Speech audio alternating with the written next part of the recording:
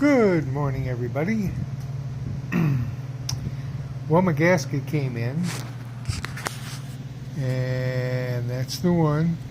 Took a while because there's a lot of snow out east. That's where it was coming from. And, I thought I would, since the clutch rod was kind of rusty, I cleaned it up. I thought I'd put some grease on it. So I did get it back in, got it back together. Let's see, got to turn the light on. Got it back together. And right now, I'm using this exhaust. I actually got the one that's like chopped off with the flutes, and it's real damaged here, so I got it for $15. But it was lost in transit somewhere for about a month. It's supposedly headed this way, but I couldn't pass it up. I think I can heat this area up, and then with my bump kind of pull it out and make it useful again. Apparently a guy found the muffler, not this one, but the muffler. Like I say, it's flat here and has those flutes. Under a porch. He put it under there, he said, a long time ago. He didn't think anybody would want this. I said, he put it on eBay. I bought it. It was $15. But anyway, that's coming. I kicked it over real good, and it fired right up. I did actually paint the, is it the Rural King? And I did pick up some kind of not real strong silver, not bright or anything, but something as close as I could get to what the bottom end would have looked like. It'd be a lot harder. I might be able to sandblast it off the jugs because in 70, as far as I can tell, most of the bikes did not come with a black cylinders or a black bottom cases. So I was able to, I did that yesterday, cleaned it off real good. And I just used a teeny tiny brush and just, I've got a lot of time on my hands considering it's cold and snowy outside. Didn't do anything with the tappet blocks, just kind of cleaned them off of their black paint. And what came up, came up. Mostly it was a silver, you can see. And I did the front too, all the way around. The black is, actually I blasted a lot of that off with just plain air and a little air nozzle. But it ain't going to do all of it, of course. Oh, my light ran out. The little batteries only last so long. It's a pretty good, see the headlight? It's pretty good and all. I had it for a couple of years. Takes a little rechargeable battery. I got 2 of them. But if you have it on high, it lasts maybe an hour and a half, 2 hours. But, so, I went ahead and, like I say, put plenty of grease through there, on the shaft and the tube. And then I, assembled it all, and I couldn't figure out, I adjusted the clutch, and I just couldn't figure out, I gave that 1/2 inch between the starter and the arm that's pulled by the cable. And it was just lurch, lurch, lurch. I tried different, and then finally, I thought I saw this kind of wiggling, and I thought, well, I never did, when I put the nut on, I never did pinch those little fingers. Well, that wasn't it. I put too much grease in here, so word to everybody that I'm a good proponent, if I put something together and I'm not using Loctite, I put some oil or grease on the threads. If it's lug nuts on an automobile or, nuts and bolts on the vehicle, I always put some oil on it. I always got used oil laying around, and so I put it in my little squirt cans.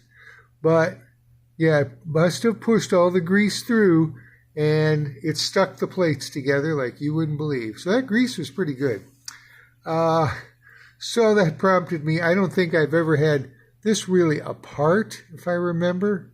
I know I took the inner primary off to check things, but I just put it back together. So I went ahead and I washed the steels and the fiber discs. First, I bought that and really hadn't used it. So I used it and I stuck them in there and washed it, and then I put the stuff back in the can. But I ran it through a strainer, so it's relatively clean, if I have to do carburetors. So I went ahead and got them washed. They're out here now. And they're drying on the driveway. So we'll let them sit out here and dry. But yeah, it was all because of the grease. So, it prompted me to clean that clutch pack. And then I thought, well, this is, I'm sure, original. So they say you can put 2 of them in here, which I see is true. Sometimes the old ones, you used a spring, a cork, and then a retaining ring. Sometimes there's a groove in there for that retaining ring, but apparently in 1970 they stopped putting the retaining ring groove in there.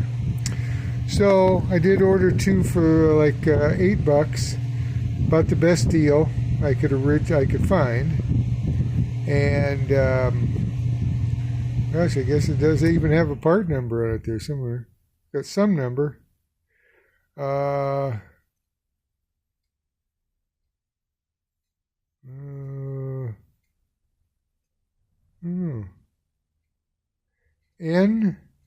NOK. So I don't think that's original. But yeah, you can stack 2 of them in here. So that's what seems to be the thing, because you don't want that oil to migrate from the tranny to the primary to the tranny. Don't know which way it goes, but I've heard it, people said it can, so I went ahead and ordered that, so that'll be in. Yeah, that was number 10 there. And oil seal, main shaft nut, 65 and up. So, kind of a standstill again. At least I got that side. I got it running. Ran great. 3 kicks. I haven't started in like 3 weeks. I still haven't done anything. Still got the Bendix on there. I suppose if I get real antsy, I'll go ahead and do that CV carburetor. Try it. I got the little adapter. It was $12. I might try it. Don't know yet.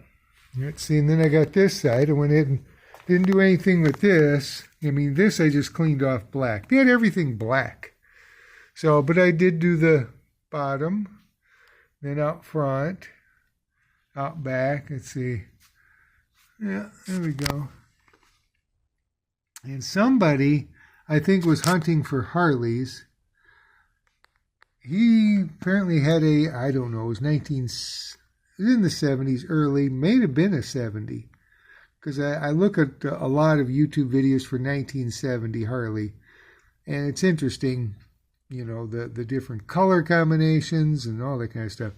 But there's an H. And over there seems to be an H. And he said something, I remember something about FLH, if it has an H and an H. I know he said it real quick, and of course, he's knowledgeable, but when you're so knowledgeable, I guess you just blow through stuff pretty fast because you figure everybody else knows about it. But it's interesting the stuff he comes across. But anyway, yeah, I did, after cleaning all the paint off, I did find an H and an H. So, I'm waiting on that. Then I'll make sure that I don't even think this had, no, it didn't have the little fingers that grab that nut. So I'll have to hunt for one of those. I'm pretty sure it's supposed to have one. Let's see, was it? Yeah, it does, see, number 12. So it's supposed to have one. It probably even shows one here, but it didn't have one. Either I never put it back on, or it never had one when I took it apart. Because it shows here number 29, And that came out in 41. So I'll have to hunt for one of those. I do have a lot of my shovel head stuff is here. A lot of the stuff was given to me for this other, the 70. So I have a lot of spare parts. Even that stolen bike, I started buying a lot of stuff. But when they said it was stolen, I mean, these parts I bought. So I just gave them the bike back, and I did get my money back. That was good from eBay. The seller finally, after sending me numerous, checks, post-dated, all kinds of stuff, finally did get that taken care of. So that's good. But yeah, and then there's most of the Evo stuff here. Shovelhead got a whole bunch of cables and stuff for like, I don't know, 10, 15 bucks on eBay. Whenever I can do something like that, I grab them. I'm still looking for the little, to do the solid rod, I'm still looking for the pin that goes through there and the tube. And then I can use the one that's actually supposed to be correct.